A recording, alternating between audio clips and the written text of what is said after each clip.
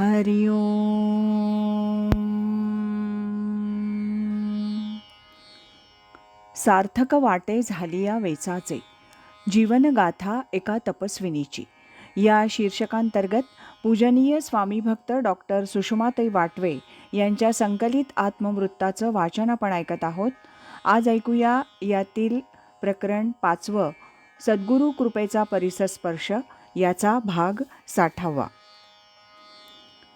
वयाच्या 60नंतर आपली प्रकृती मधून मधून डॉक्टरना दाखवावी, काही तपासण्या करून घ्याव्या, रक्त तपासणी, ECG वगैरे. उद्देश हा की पुढचं आजारपण टाळता येईल. अशी तपासणी झाल्यावर एका डॉक्टरांनी काही औषधं सुचवली. मी सहसा कोणतं औषध घेत नाही, पण त्यावेळेला 2-4 दिवस त्यांनी सुचवलेलं औषध घेतलं आणि त्याचा नेमका दुष्परिणाम शरीरावर झाला. डीप व्हेनस थ्रॉम्बोसिस, दीर्घकालचं दुखणं. विश्रांती आवश्यक होती.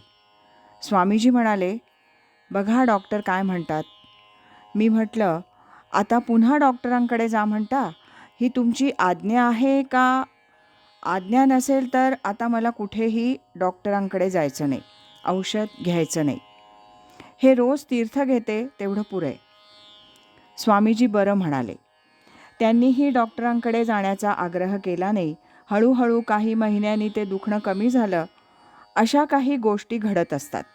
त्याला चमत्कार म्हणा अथवा ईश्वरनिष्ठा, गुरुनिष्ठा याचा परिणाम म्हणा, पण मनुष्याच्या बुद्धीत बसणार नाही अशा घटना पाहायला, अनुभवायला मिळतात, हे खरं. काल एका व्यक्तीनं मला फ्रूट ज्यूस आणून दिला. त्याचं मन मोडू नये, भाव दुखवू नये म्हणून मी तो घेतला, पण मला तो सोसला नाही.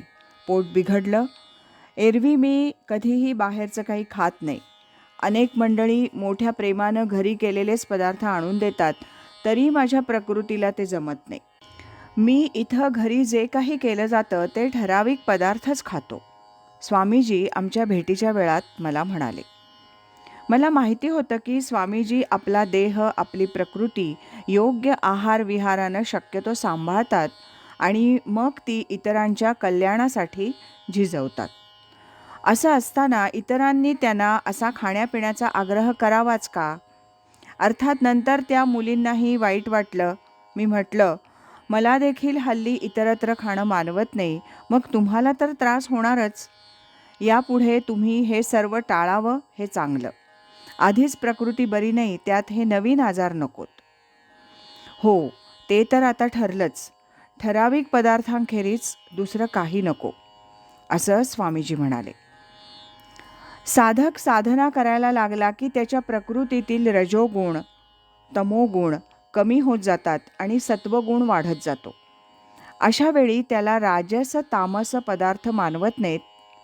तशा मंडळीत त्या विषयात त्याला आनंद होत नाही, उलट उद्विग्नता येते. सात्विक अन्न, सात्विक वातावरण हेच त्याला मानवतं. साधकाची जर ही स्थिती असते तर संतांचं काय होत असेल? म्हणून संतांवर इतरांनी आपल्या इच्छेचं दडपण आणू नये. इतरांचा भाव सांभाळावा म्हणून संत काही गोष्टी स्वीकारतात, पण त्याचा त्यांना खरोखरच त्रास होतो. स्वामीजींच्या बाबतीत असं अनेक वेळेला घडत असे, पण ते काही न बोलता सर्व सहन करीत.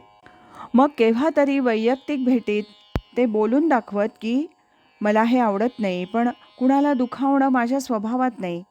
त्यावर मी म्हणत असे, इतरांचं जाऊ द्या, पण नेहमीच्या मंडळींना का सांगत नाही की हे मला नको? स्वामीजी म्हणत, 1-2 वेळेला सांगून बघतो, पण त्यांचा आग्रह चालूच राहतो. मग मी स्वस्थ राहतो. मला वाटत असे, आपलं प्रेम असलं तरी आपण आपली इच्छा संतांच्यावर का लादावी? ते म्हणतील ते आपण स्वीकारावं. असं का होऊ नये? पण तसं होत नाही, हे खरं.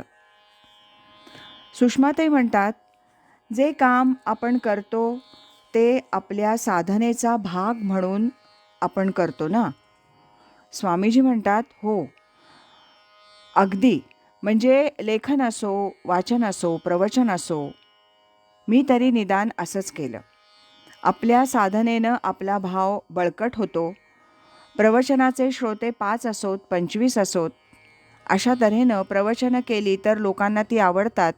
त्यात अहंकार नसावा. मी शिकवतो आहे, लोकांनी हे शिकायला पाहिजे असं नसावं. काही प्रवचनकार काय कळलं की नाही असं रागावून म्हणतात. ते योग्य नाही. आपणच आपलं प्रवचन ऐकायचं आहे. आपण साधना म्हणून ते करायचं आहे. मग प्रवचन करावं का न करावं हा प्रश्नच येत नाही. किंबहुना माझा तर असा विचार आहे की पारमार्थिक गोष्टी देखील साधना म्हणूनच कराव्या.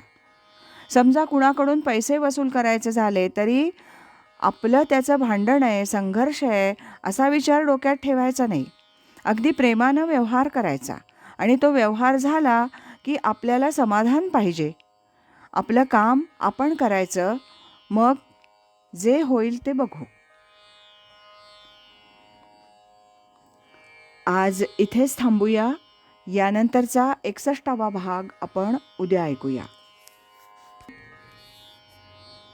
अखंड करी सोहम ध्यान, कृतार्थ जीवन होय त्याचे.